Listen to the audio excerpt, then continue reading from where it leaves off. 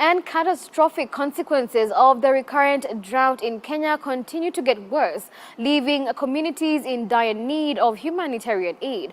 The International Rescue Committee, that is IRC, says about 5.4 million people are projected to face high levels of acute food insecurity between March and June this year, out of which 1.2 million people will likely be in the emergency phase.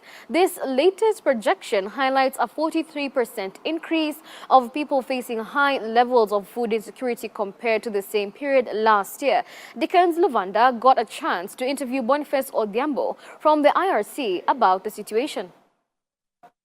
Well, thank you so much, Mr. Boniface, for joining us today. We're just going to talk about the state of drought in the country. As International Rescue Committee, what are your concerns regarding to what's going on in the country, and majorly in Assal and arid areas? Currently, we are facing quite a devastating situation in the country and most in the Horn of Africa. For Kenya specifically, if you look at the projected statistics, is that we are looking at 5.4 million people who are going to be affected by drought. And if this is not addressed as soon as possible, we are likely going to face a situation where populations are going to face starvation. We are going to see a lot of displacement, and more so, we are going to see many young mothers, children and pregnant women going to face a lot of health needs. So as at now, we really need to have a lot of concerted effort to see how we can support and save the situation. Besides that, we see the projection from the meteorological department. Even with the anticipated long rains, we are likely to see suppressed rainfall, which is not going to be adequate even to sustain rain-based agriculture, which is majorly what we rely on for our food and agriculture production. And this means that we are going to see a more glaring situation if we don't respond immediately to save human and livestock that we have and serve these populations. You're saying 5.4 million people going to face starvation.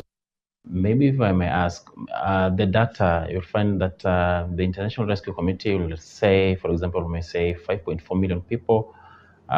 Maybe the National Drought and Management Authority, or maybe another institution or organization may give a different data. If I may ask, maybe where is the data coming from?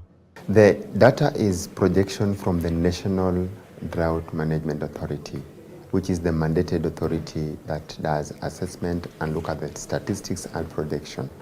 Alongside this, we have our Kenya National Bureau of Statistics that is basically also looking at human populations and other demographic factors that influence their well-being and how they are going to support their livelihood. So in recent report released by National Management Drought Authority clearly shows that we are going to have a lot of population that is going to be affected, and that is the source of this data. So we are looking at, with the government and more so having at their citizens, they are seeing that they need to do more concerted effort to respond to the needs of this population. And that's where we really look at this projected data. We need to start working on that immediately. And it's good enough, International Rescue Committee already makes those concerted efforts to respond at least to the needs of around 1 million people across. But that is just a small drop as the projected numbers. So what we look forward is how can we work together with other interested parties for us to respond for this dire need situation. Majorly, the counties, are they, the affected counties, is the number continuing to shoot, or maybe in some of the counties, if you compare now and let's say last year, maybe in some of the affected counties had started receiving some rainfall? Yes, currently there are reports that yes, we do anticipate the long rains to start in the month of March, But within the counties where majorly affected, that's the 8 counties, and I can speak a part of them, specifically Wajir, Garissa counties, Turkana, we have seen migration of persons moving into this country, moving from neighboring countries. Now, for example, we have seen an influx of refugees in Hagadera. Approximately, as we speak, we are talking around 22,000 new arrivals. If you look at generally that reflection of statistics both for the Turkana and Garissa counties, which majorly host the refugees that come from neighboring counties. Where they are moving is because they are in search of pasture and water for their livestock. And this ideally means when they come, it's still piling on the pressure with already strained resources for support the population that are living there. So we are also seeing a situation where there's also inter-county, where we have seen, for example, Garissa County, we are having a population moving from Wajir to Garissa in search of food and pasture. So when this happens, is that they are going to be settled in IDPs, because currently there are even reports of 4 IDP camps in Mogadishu, that is in Garissa, where they have settled, and we are having children, we are having mothers, pregnant women, and also school-going children hosted within those camps, which means as they move, they also miss out of school. That is for those on children going to school, and this already brings more kind of multifaceted situation, which need to be addressed in this current situation we are in. Speaking of the counties, there are certain counties that previously never faced drought or shortage of rain. For example, Siaya County, Nyeri County. But currently we'll find that parts of Siaya or Nyeri County, they're facing drought. What could be the reason behind that?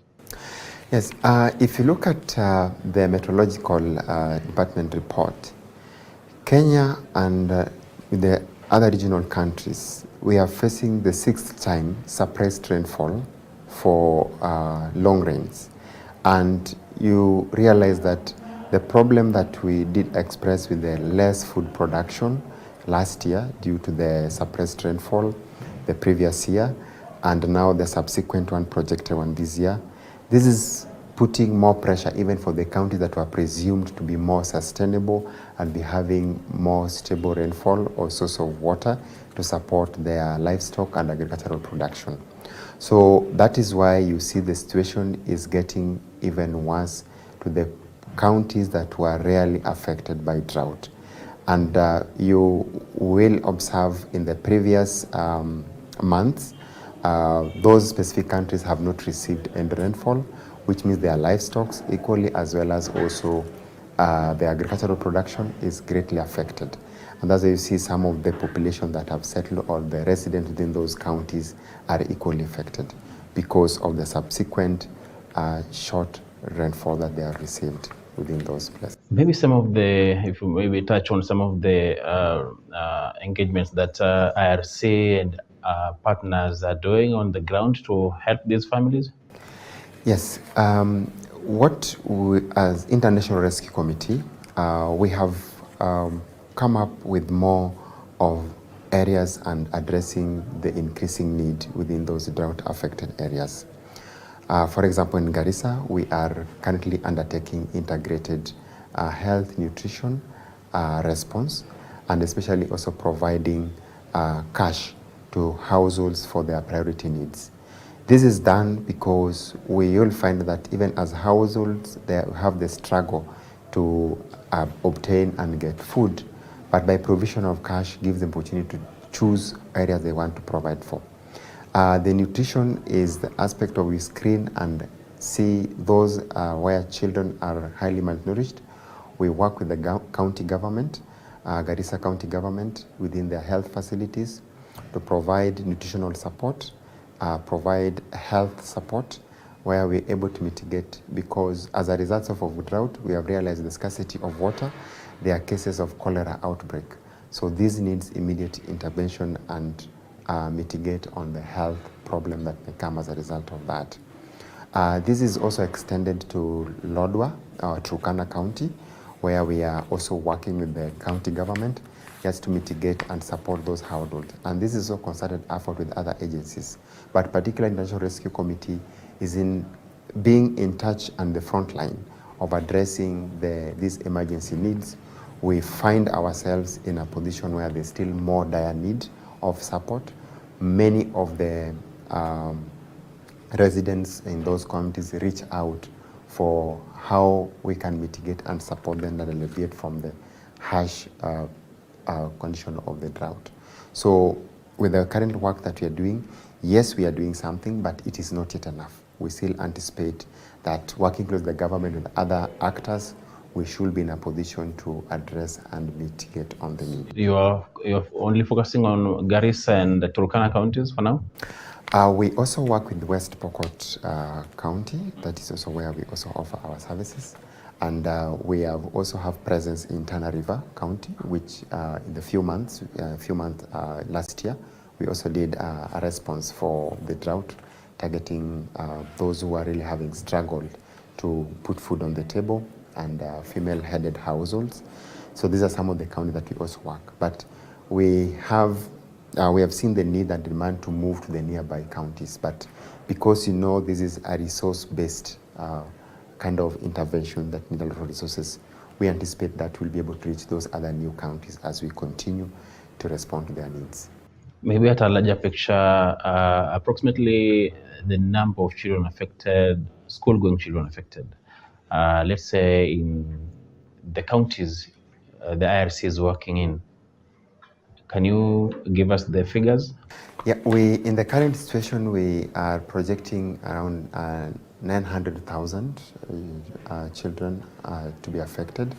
Out of this, 200,000 under 5 years old to be affected. And as we respond in these counties, the need is how best are we in a position to ensure that we save lives, we respond to the depressing need for this particular population, and look at the numbers. It means we really have a big task ahead of us to address the needs of this population, of the children that we are looking at. Is this just in Kenya?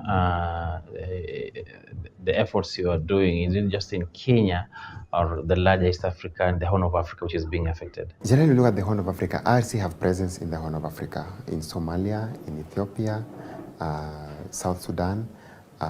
So our intervention and our work cuts across the border and also reaches those other regional counties, work with the regional governments within those countries to see how best we can save lives and support them. Mm-hmm. And maybe in a release, you released February 2023, IRC called on other donor countries to chip in. Is there maybe a sign maybe that some of the donor countries or some of the donor organizations are ready to help? Currently, we are still in the period of reaching out and calling upon different actors and donors to support.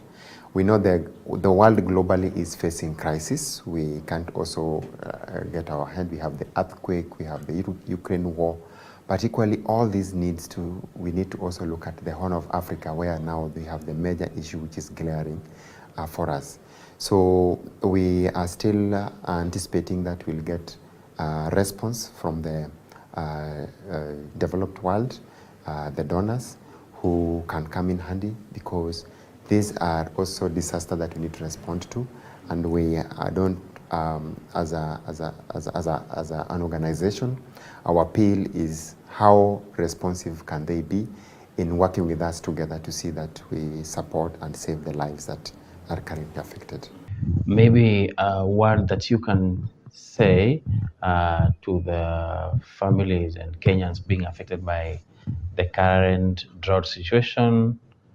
What would be your word on behalf of the organization? As International Rescue Committee, our main aim is to see how we can save lives, and most of those who are affected by disaster. And in this case, we have the drought that is really affecting us as a country. Now, we have all other well-wishers and Kenyans who be of goodwill and may also want to extend their support. Let us, if we have extra that we can support and save lives in this case, it will be a very, very good opportunity to really extend a brotherly or a sister hand. We are all human. And as International Rescue Committee, we look at humanity as a way of extending love, of extending care and support to those of our friends, our countrymen, our neighbors who need this help. So it's just also to tell those who are affected, we understand your situation. We'll also be at the point of your need, work with you closely as International Rescue Committee, and we are really looking forward on how best and how soon we can respond to their need as we get the support moving forward. Thank you very much, Boniface, for your statement and intervention, the RC intervention efforts. It was a pleasure having you on Hope TV. Thank you so much, Hope TV, and also for the media, because this is all our work, and as we work together, we are pretty sure that this also gets opportunity for those who are not aware of the current situation. This information reaches them and continue doing the good work as you serve the humanity. Thank you.